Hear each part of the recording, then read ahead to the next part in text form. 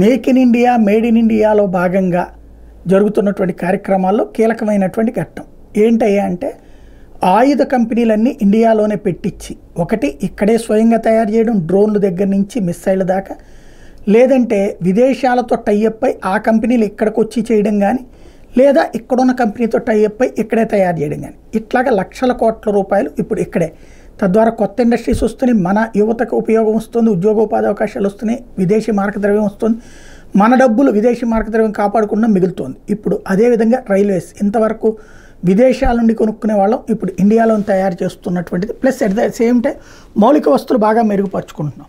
ఇప్పుడు చూస్తే వచ్చే 5 ఏళ్లలో 1,00,000 కోట్లతో 2,000 ఎక్స్ప్రెస్ ట్రైన్లను తయారు చేయడానికి నిర్ణయించుకుంది భారతదేశం. 5 ఏళ్లలో 2,000 ఎక్స్ప్రెస్ ట్రైన్లు, 1,00,000 కోట్ల రూపాయలు. ఇక్కడ 1,00,000 కోట్లు మన దేశంలో రొటేషన్ అవుతాయి, 2,000 ఎక్స్ప్రెస్లు కొత్తగా వస్తాయి.